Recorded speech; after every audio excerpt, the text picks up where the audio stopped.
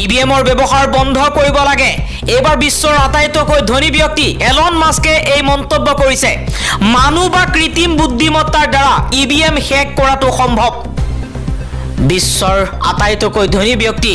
Elon মাস্কে ভাৰতৰ EVM সন্দৰ্ভত মন্তব্য কৰিছে এলন মাস্কে কৈছে ইভিএম হেক হ'ব পাৰে সেইবাবে ইভিএম বাতিল কৰিব লাগে ইভিএম সন্দৰ্ভত এলন মাস্কে মন্তব্য কৰাৰ পাছতেই খৰপ হৈ পৰিছে ৰাহুল গান্ধীয়ে কৈছে ভাৰতত ইভিএম সমূহ এটা ব্লেক বক্স আৰু ইয়াক কোনেও ভালদৰে পৰীক্ষা কৰিবলৈ দিয়া নহয় আমাৰ নিৰ্বাচনী প্ৰক্ৰিয়াত স্বচ্ছতাক লৈ গুৰুতৰ উদ্বেগ প্ৰকাশ কৰা হৈছে গণতন্ত্ৰ শেষত এটা নকল হৈ পৰে আৰু প্ৰবঞ্চনাৰ প্ৰৱণতা থাকে যেতিয়া প্ৰতিষ্ঠানসমূহৰ জবাবদিহিতাৰ অভাৱ হয় পৰৱৰ্তী খবৰ হামাছৰ সৈতে যুঁজিবলৈ গৈ নিহত হৈছে ইজৰাইলী সৈন্য হামাছৰ আক্ৰমণত প্ৰাণ হেৰুৱাইছে 307 জনকৈ ইজৰাইলী সেনাই হামাছৰ বিৰুদ্ধে যুদ্ধ কৰিবলৈ গৈ 8 জনকৈ ইজৰাইলী সেনাৰ আজি মৃত্যু হৈছে সৰ্বমুঠ 307 জনকৈ ইজৰাইলী সেনা হামাছৰ বিৰুদ্ধে যুদ্ধ কৰিবলৈ গৈ মৃত্যু হৈছে আন এটা খবৰ তথ্য নাথাকিলেও কাৰ জৰিয়তে লাভ কৰিব নাগৰিকত্ব কাৰ বিশেষত্ব তথ্য অবিহনেও পাব নাগৰিকত্ব এবাৰ কা সন্দৰ্ভত CAA সন্দৰ্ভত মন্তব্য কৰিছে বিজেপিয়ে কৈছে তিনিখন ৰাষ্ট্ৰ পাকিস্তান আফগানিস্তান আৰু বাংলাদেশ এই তিনিখন দেশত সংখ্যালঘু সম্প্ৰদায় হৈছে হিন্দু লোক খ্ৰীষ্টান লোক গতিকে সেই তিনিখন দেশত যিমানবোৰ মানুহ নিৰ্যাতিত হৈ ভাৰতবৰ্ষত আহিব তেওঁলোককে নাগৰিকত্ব প্ৰদান কৰা হ'ব বুলি ঘোষণা কৰিছে বিজেপিয়ে আৰু বহু লোকক নাগৰিকত্ব প্ৰদান কৰিছে বিজেপি চৰকাৰে আকৌ কা সন্দৰ্ভত মন্তব্য কৰি খৰপ হৈ পৰিছে বিজেপিয়ে কৈছে তথ্য নাথাকিলেও CAAৰ জৰিয়তে লাভ কৰিব হিন্দু লোকে নাগৰিকত্ব পৰৱৰ্তী খবৰ NCERTৰ পাঠ্যপুথিৰ পৰা বিলুপ্তি হৈছে বাবৰি মছজিদৰ নাম দ্বাদশ শ্ৰেণীৰ ৰাজনীতি বিজ্ঞানৰ পাঠ্যপুথিৰ পৰা আঁতৰাই পেলোৱা হৈছে বাবৰি মছজিদৰ নাম বিজেপি চৰকাৰ অহাৰ পাছতেই বাবৰি মছজিদৰ ঠাইত নিৰ্মাণ কৰা হৈছে ৰাম মন্দিৰ আৰু এতিয়া বাবৰি মছজিদৰ নাম NCERTৰ পাঠ্যক্ৰমৰ পৰা বিলুপ্ত কৰা হৈছে আন এটা খবৰ কোভিডত মৃত্যু হোৱা 6996 গৰাকী পৰিয়ালৰ লোকে এতিয়ালৈকে নাপালে এটকাও চৰকাৰে ঘোষণা কৰিছিল যিসকল লোক কোভিডত আক্ৰান্ত হৈ মৃত্যু হৈছে তেওঁলোকৰ পৰিয়ালক সাহায্য দিয়া হ'ব কিন্তু আজিলৈকে ৰাজ্যৰ 6996 গৰাকী পৰিয়ালৰ লোকে এটকাও সাহায্য লাভ নকৰিলে কোভিডৰ সময়ত মুখ্যমন্ত্ৰী হিমন্ত বিশ্ব শৰ্মাই এই ঘোষণা কৰিছিল পৰৱৰ্তী খবৰ বৰ্তমান সময়ত ভাৰতবৰ্ষত কিছুমান মানুহে হিন্দু আৰু মুছলমানৰ নামত ৰাজনীতি কৰি নিজৰ স্বাৰ্থ পূৰণ কৰিব বিচাৰিছে মুছলমানক ঘৃণা কৰিবলৈ ৰামে কোৱা নাই হিন্দুক ঘৃণা কৰিবলৈ কোৰাণে শিকোৱা নাই ভাত কাপোৰৰ ধৰ্ম নাই পানী তেজৰ জাত নাই কিন্তু তাৰ পাছতো একাংশ মানুহে নিজৰ স্বাৰ্থ পূৰণ কৰিবলৈ হিন্দু মুছলমানৰ নামত মুকলিকৈ বিভাজনৰ ৰাজনীতি কৰে ধৰ্ম বৰ্ণ ভাষা নিৰ্বিশেষে এইখন ভাৰতবৰ্ষত হিন্দু মুছলমানৰ যি এনাৰজৰি আছিল সেই এনাৰজৰি ডালক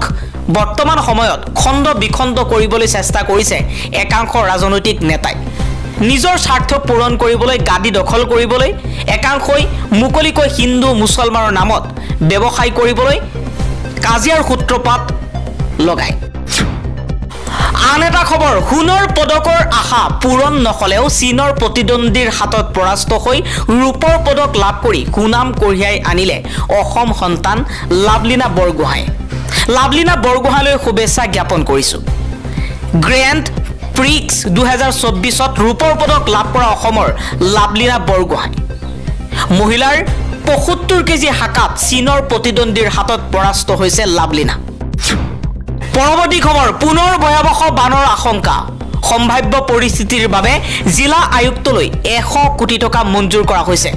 প্ৰবল বৃষ্টিপাতে পুনৰ পৰিস্থিতিৰ অৱনতি ঘটোৱাৰ আশংকা 4-5 দিনলৈ বিভিন্ন জিলাত হ'ব পাৰে ধাৰাসাৰ বৰষুণ সম্ভাৱ্য বান পৰিস্থিতিৰ জোৰা মৰাৰ বাবে ৰাজ্য চৰকাৰে জিলা আয়ুক্তসকলক আগতীয়াকৈ যা যোগাৰৰ ব্যৱস্থা ল'বলৈ ৰাজ্যিক দুৰ্যোগ সাহায্য পুঁজিৰ অধীনত মুকলাই দিছে 100 কোটি টকা সম্প্ৰতি বানৰ কবলত আছে কৰিমগঞ্জ আৰু ধেমাজি জিলা বাৰিষাৰ প্ৰথমটো বানে ৰাজ্যৰ কেইবাখনো জিলাত সৃষ্টি কৰা ভয়াৱহ বান পৰিস্থিতি বৰ্তমান উন্নত হৈছে যদিও পুনৰ প্ৰবল বৃষ্টিপাতে পৰিস্থিতিৰ অৱনতি ঘটোৱাৰ আশংকা কৰা হৈছে গুৱাহাটী মহানগৰীকে ধৰি ৰাজ্যৰ বিভিন্ন জিলাত হোৱা নেৰানেপেৰা বৰষুণে ব্যাহত কৰি তুলিছে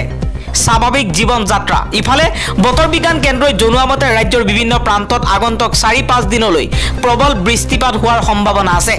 দুবুৰী বঙাইগাঁও বৰপেটাত ৰেড এলাৰ্ট জাৰি কৰাৰ লগতে গোৱালপাৰা কোকৰাঝাৰ চিৰাং আৰু বাক্সাত অৰেঞ্জ এলাৰ্ট জাৰি কৰা হৈছে সেইদৰে বজালি তামুলপুৰ উদালগুৰি মৰিগাঁও নগাঁও আদি জিলাত বৃষ্টিপাত হোৱাৰ সম্ভাৱনা আছে তেনেস্থলত ৰাজ্যৰ বান পৰিস্থিতি পুনৰ ভয়াৱহ হোৱাৰ আশংকা কৰা হৈছে ইফালে সম্ভাৱ্য বান পৰিস্থিতিৰ জোৰা মৰাৰ বাবে ৰাজ্য চৰকাৰে জিলা আয়ুক্তসকলক আগতীয়াকৈ যা যোগাৰৰ ব্যৱস্থা কৰিবলৈ সাহায্য মুকলাই দিছে এই মুহূৰ্তত জনাইছো এটা ব্ৰেকিং নিউজ যিকোনো মুহূৰ্তত ভংগ হ'ব পাৰে এনডিএ চৰকাৰ ভুল বখততহে গঠন হৈছে এই এনডিএ চৰকাৰ ধ্বংস হ'ব বুলি দাবী কৰিছে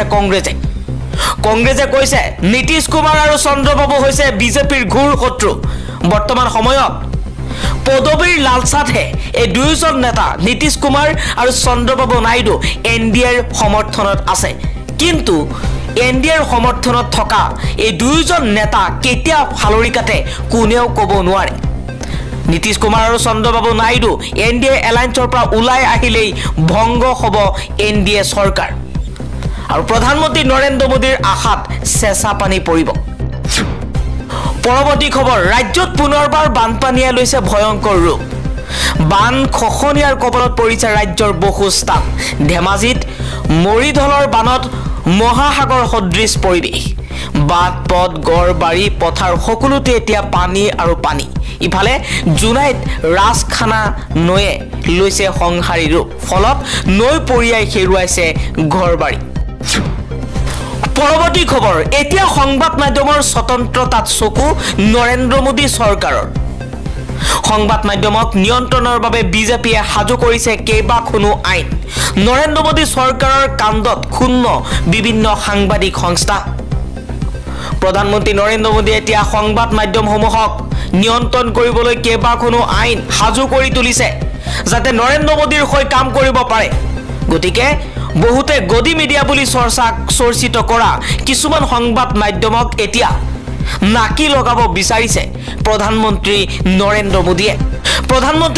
মোদীয়ে বৰ্তমান সময়ত সংবাদ মাধ্যমসমূহৰ স্বতন্ত্ৰতাৰ ওপৰত যি চকু দিছে ইয়া কিন্তু দেশৰ বাবে শুভ লক্ষণ নহয়